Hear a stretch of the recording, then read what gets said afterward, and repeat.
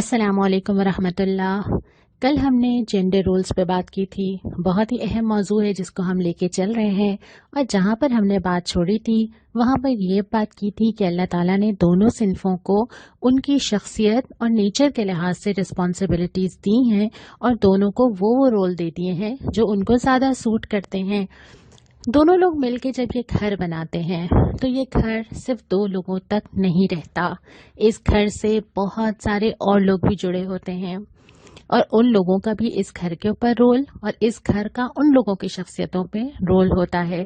آج ہم یہ بات کریں گے کہ کس طرح ایک اسلامی گھر، خاندان، معاشرے میں کردار ادا کرتا ہے۔ خاندان کی مضبوطی معاشرے کی مضبوطی ہے۔ اس خاندان سے سب سے پہلے جو چیز جنم لیتی ہے وہ بچے، جو کہ امت مسلمہ کا مستقبل ہیں۔ لہٰذا ان دونوں والدین کی ذمہ داری یہ ہوتی ہے کہ وہ دونوں کی کفالت، تربیت، تعلیم، عزت، محبت، ایک ایسی اسلامی تربیت کہ معاشرے میں جا کے وہ پریکٹیکل مسلمز ہوں، کہ ہم وہ مثالیں نہ دیکھیں جو ہم آج کل دیکھتے ہیں۔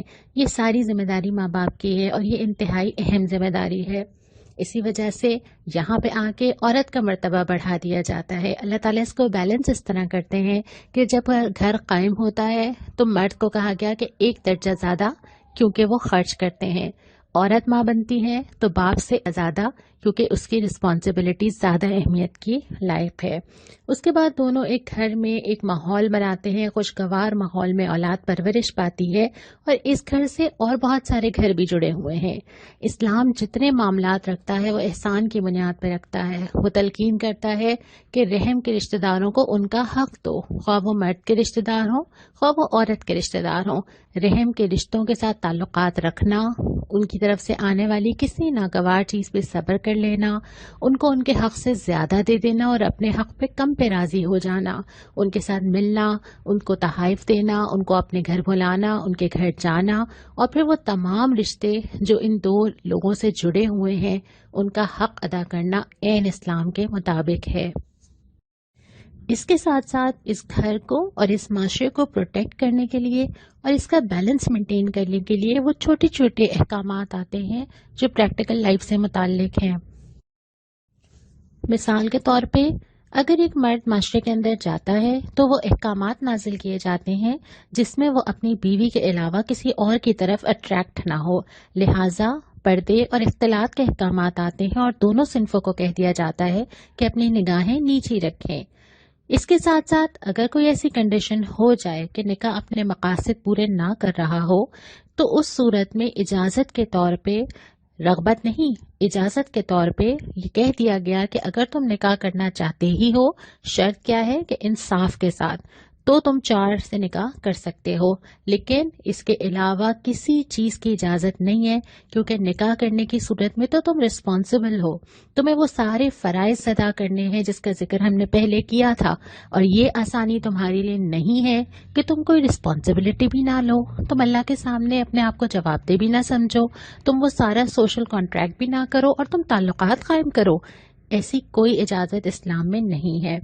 پھر اس کے ساتھ ساتھ عورت کو ایک آبجیکٹ بننے سے بچانے کے لیے عورت کی چال ڈھال، انداز گفتگو، ان سب کے لیے چھوٹی چھوٹی ہدایات دے دی گئیں۔ اس کے ساتھ ساتھ وراثت کا حصہ جو عورت کو ملتا ہی نہیں تھا، اسلام تھا جس نے کہا کہ عورتوں کا وراثت میں حق ہے، سورہ نساء کی آیت نمبر 7 کے مطابق۔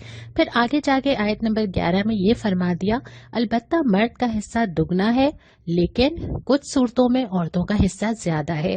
اب جہاں پر دگنا ہے، ہمیں اپنی پچھلی آڈیو یاد ہے جس میں ہم نے یہ بات کی تھی کہ مرد کی رسپانسبلٹی فائنانس ہے، تو اگر جو حق مرد کے پاس جائے گا وہ پلٹ کے بھی عورت ہی کے پاس آئے گا، اس کا ایک پورشن عورت کے پاس آئے گا، لیکن جو عورت کے پاس جائے گا وہ مرد کے پاس نہیں جائے گا۔ اس طرح اللہ تعالیٰ نے اس میں بھی عدل قائم کیا۔ عورت کی گواہی کے معاملے میں بیشتر مقامات پر اور بالخصوص خواتین سے متعلق معاملات پر ایک عورت کی گواہی بھی قبول کی جاتی ہے۔ البتہ فائنینشیل معاملات میں اس بات کو ریکمینڈ کیا گیا ہے کہ چونکہ خواتین میں بھولنے کی عادت زیادہ ہوتی ہے تو بہتر ہے کہ ایک اور یاد دلا دے۔ البتہ بہت سارے مقامات پہ اکیلی عورت کی گواہی قبول کی گئی۔ جتنی حدیثوں کا ایک خزانہ حضرت عائشہ رضی اللہ تعالیٰ عنہ سے ملا ہے اس میں کوئی اور گواہی نہیں ہے۔ इन छोटे छोटे इकदामात के साथ मजीद कुछ चीज़ों की वजाहत की गई जिसमें मर्द और औरत एक दूसरे की मुमासलत ना करें, एक दूसरे के साथ किसी मुकाबले में ना आए, एक दूसरे की नफ़ी ना करें, बल्कि अल्लाह से मोहब्बत, तकवा और एहसान की बुनियाद पर वो घर और माशरा कायम करें। अपनी प्रायोरिटीज़ याद रखें और इसके साथ साथ माशरे में अपना पॉजिटिव रोल अदा करें।